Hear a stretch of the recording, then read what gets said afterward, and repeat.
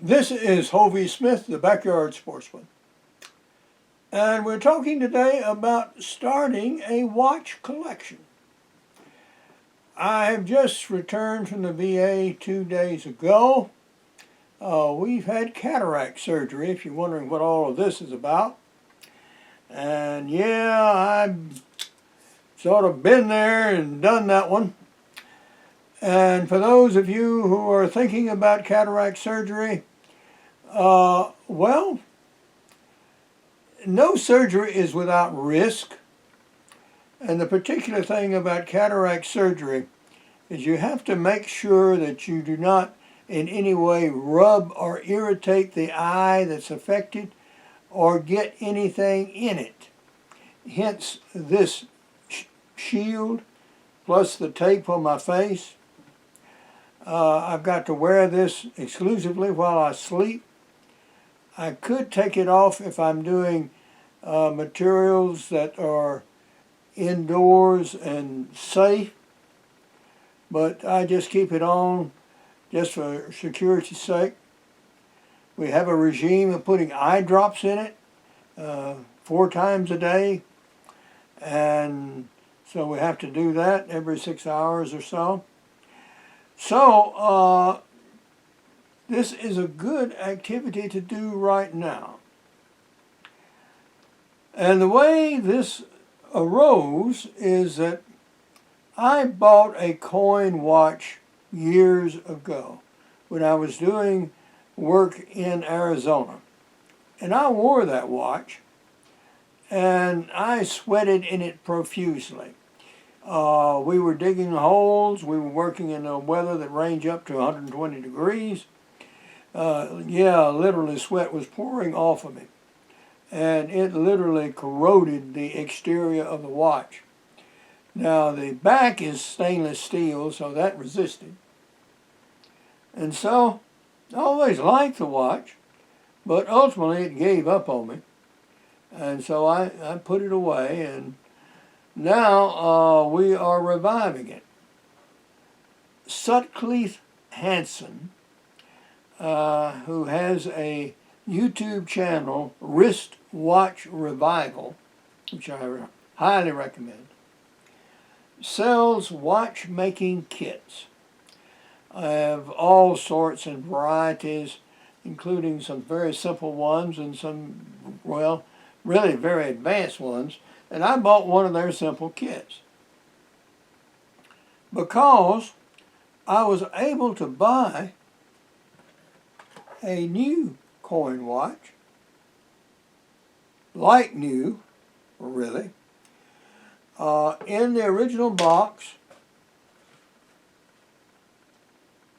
that was made back in the 1970s. And so I've been wearing it. Well, it has a problem with the watch band itself, in that the tongue is not big enough to reliably hold the watch. And we'll bring the camera up now so you can see some of the details. I don't have the micro setup that Marshall has to show you the real details and the very fine watch screws and that sort of stuff. But I can show you this. The tongue here is just not long enough. And what happens is it slips. And so I've been wearing the watch, and all of a sudden it spontaneously falls off the wrist. Well, that's obviously not any good. These are rugged watches, and they're much more rugged, and fortunately I live in a house that's fairly well carpeted, so no harm has come to the operation of the watch. But I do need to replace this band. And we have a new band here of the approximate size, and we'll be able to use the spring bars in this watch. I've already extracted one, and there it is. And we'll see if we can move this apart a little bit and extract the other. This is a very small, tiny screwdriver.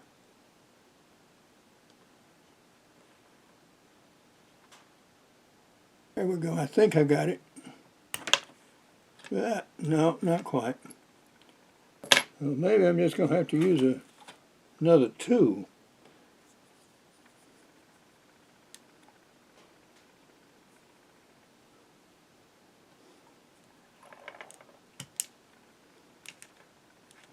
There we go.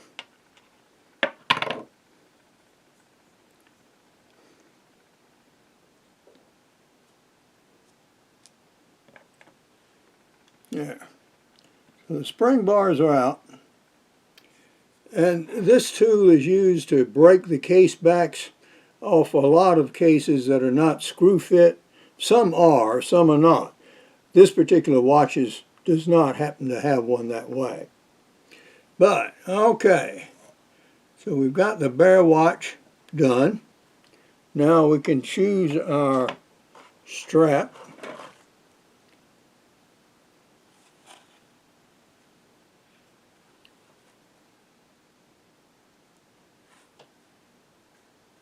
And I think this one looks more nearly like the original.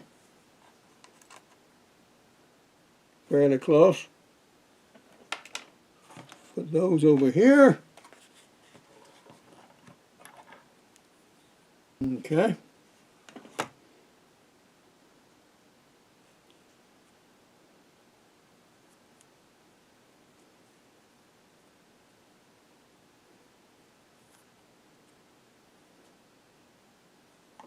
Now these have spring bars with them.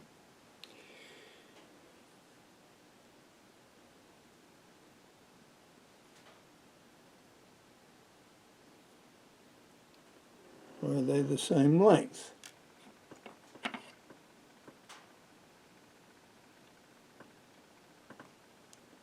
Yes, they are. Okay. This will hold the watch more or less steady, or steadier than I can do it in the hand. This is just going to take some fiddling. You can see a very significant difference between the two cases. The old one is obviously looks like it's been through the mill, and it did. It really got worn. But now, at least on the new one, I have a strap that I can use that will actually stay on my wrist. So it took me taking that and putting it in a vise in the shop so I could stabilize it, getting a good seat behind it so I was stable, and with one eye that could not see and the other that could only halfway see, find those tiny holes and put it in. I had eaten lunch and put drops in my eyes and rested, and on the second try with the new setup, blip blip, it went in like it should have. So we now have a good strap on that watch, and we can proceed.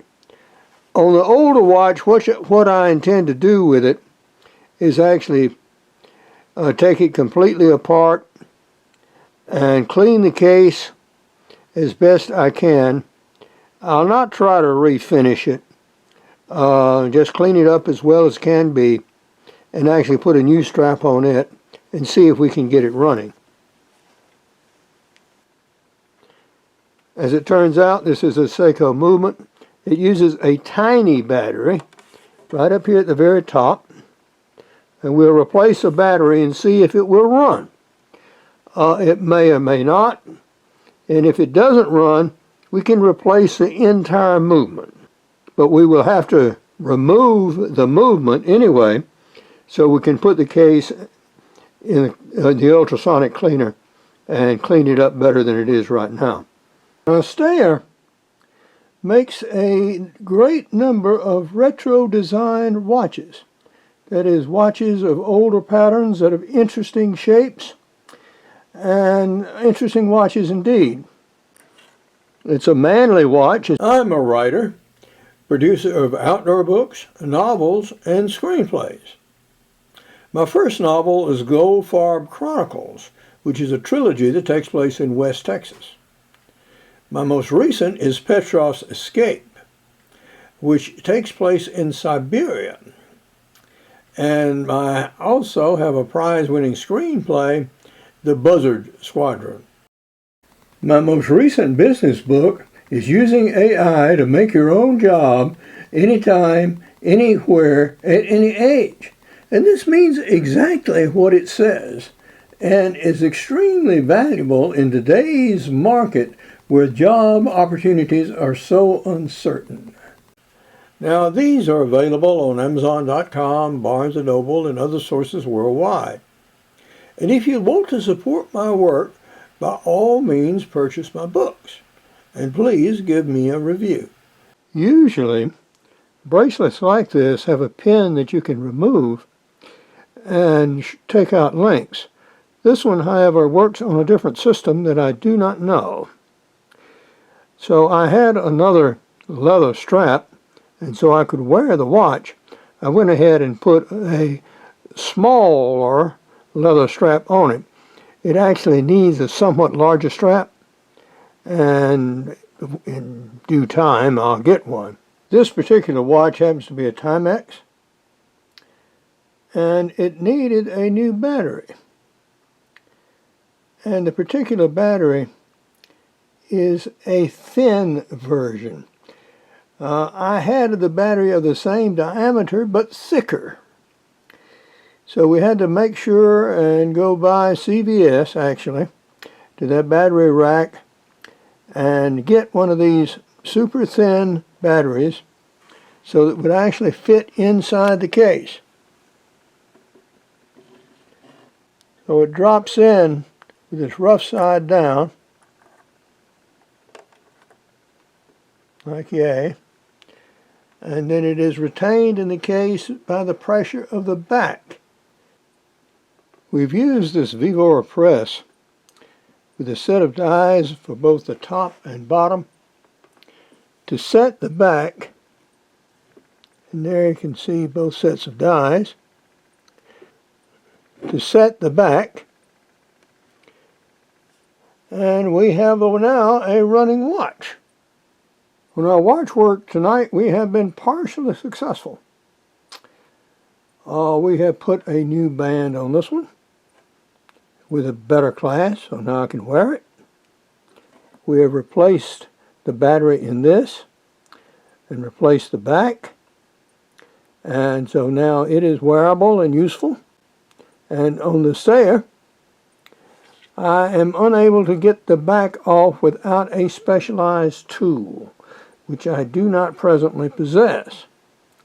Usually a squeeze ball is used to remove these backs, and I've tried to find a full-size one, but I cannot locally. I found a smaller one, but it was insufficient to put enough pressure on those lugs to move it. So we'll have to order a specialized tool from Stayr or get a larger squeeze ball and or both in order to finish the work on that watch. Once you ever order anything from Stayr,